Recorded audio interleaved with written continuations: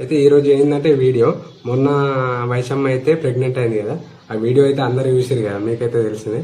ఈరోజు వీడియో ఏంటంటే నేను వైశమ్మ మీద ప్రాంక్ అయిపోతున్నా. ఆ ప్రాంక్ ఏంటిది అనేది మీరు వీడియో మొత్తం చూస్తే మీకు అర్థమవుతుంది. గైస్, ఆ వీడియో మొత్తం చూసిన తర్వాత మీరైతే బ్యాడ్ కమెంట్స్ తిట్టకోరి. ఇది బట్టి ఓన్లీ ఇది ప్రాంకే.